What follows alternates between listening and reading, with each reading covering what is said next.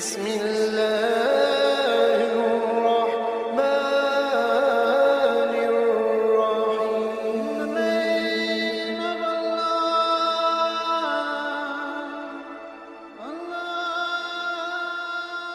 بسم اللہ الرحمن الرحیم.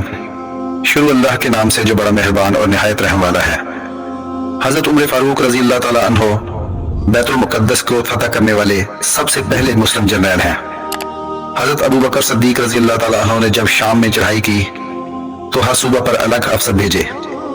چنانچہ فلسطین حضرت عمر بن العاص رضی اللہ تعالیٰ عنہ کے حصے میں آیا. بعض مقامات دور صدیقی میں ہی فتح کر لیے گئے اور باقی شہر دور فاروقی میں فتح کیے گئے. یرموک کی فتح کے بعد سب سے آخر میں بیت المقدس کا محاصرہ کیا گیا. عیسائی قلعہ بند ہو کر لڑتے رہے.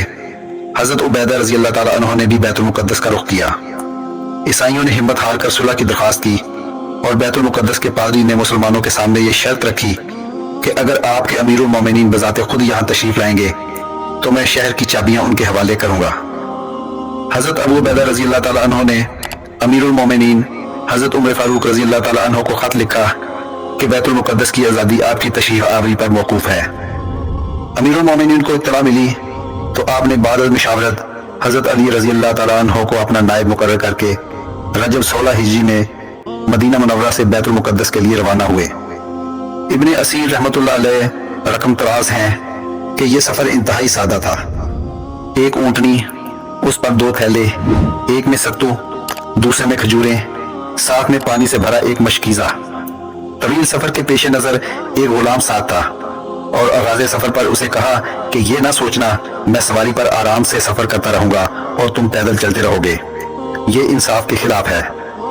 دوران سفر مسلمانوں کے خلیفہ اور غلام باری باری اونٹ پر سواری کرتے رہے. مقام جابیہ میں امال حکومت نے آپ کا استقبال کیا اور سب کی حیرت گم ہو گئی کہ اس وقت غلام اونٹ پر سوار تھا اور امیر المومنین خود پیدل تھے اور اونٹ کی مہار آپ کے ہاتھ میں تھی. سب سے بڑے عیسائی پادری سفری نوس کے ایلچی بھی جابیہ پہنچ گئے. بیت المقدس کا معاہدہ جابیہ میں ہی لکھا گیا. بڑے بڑے معزز صحابہ رضی اللہ تعالیٰ عنہ کے دستخط ہوئے. اس عہد نامہ کے کچھ چیدہ نکات دیکھتے ہیں تاکہ مسلمانوں کی دوسری مفتوح قوم سے محسن سلوک کا اندازہ ہو سکے. یہ وہ امان ہے جو اللہ کے غلام امیر المومنین حضرت عمر رضی اللہ تعالیٰ عنہ نے ایلیا کے لوگوں کو دی.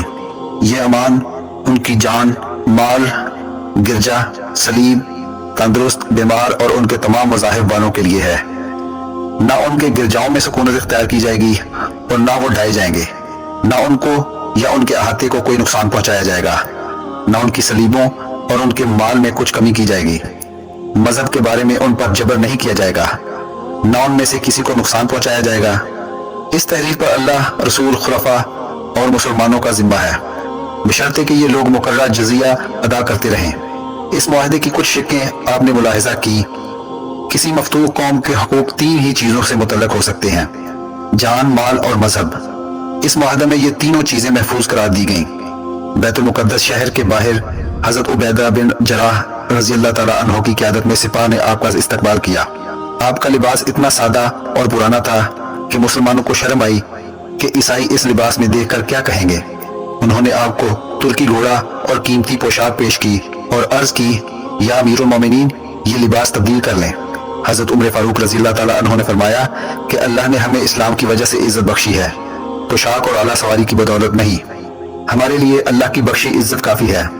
بیت المقدس کے پادری سفری نوس کا خیال تھا کہ امیر المومنین کا لاؤ لشکر پر شکوہ ہوگا اور دور سے نظر آئے گا، مگر وہ حیران ہوا کہ ایک آدمی اونٹنی پر بیٹھا ان کی طرف آ رہا ہے اور دوسرا نکیل پکڑے آگے چل رہا ہے.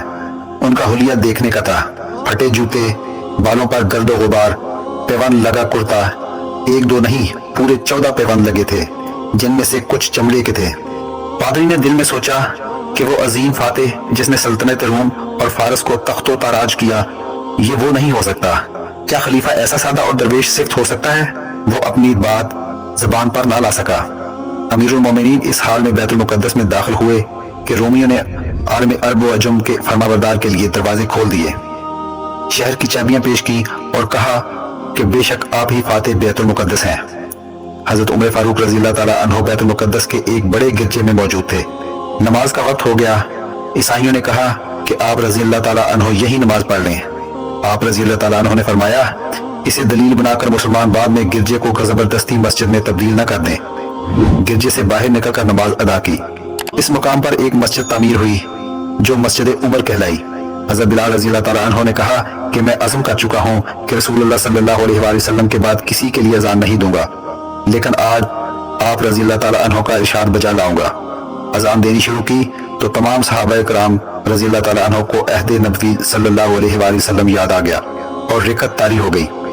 ابو عبیدہ رضی اللہ تعالیٰ عنہ اور معاذ بن جبل رضی اللہ تعالیٰ عنہ روتے روتے بےتاب ہو گئے۔ حضرت عمر فاروق رضی اللہ تعالیٰ عنہ کی بھی ہچکی لگ گئی اور دیر تک ایک عجیب اثر رہا۔ حضرت عمر فاروق رضی اللہ تعالیٰ عنہ بیت المقدس سے واپسی میں مفتوح علاقوں کا دورہ کر کے سرحدوں کی حفاظت کا انتظام کرتے ہوئے مدینہ منورہ واپس تشریف لے گئے۔ اس کی خبر حضرت علی رضی اللہ تعالیٰ عنہ اور دیگر مسلمانوں کو مل چکی تھی، چنانچہ انہوں نے مدینہ کے باہر آپ رضی اللہ تعالیٰ عنہ کا عظیم الشان استقبال کیا اور یوں تاریخ انسانی کا یہ منفرد سفر اختتام پذیر ہوا۔ دوستو، آج کی ویڈیو اچھی لگی ہو تو چینل کو سبسکرائب ضرور کیجیے گا۔ اللہ تعالیٰ آپ کا حامی و ناصر ہو۔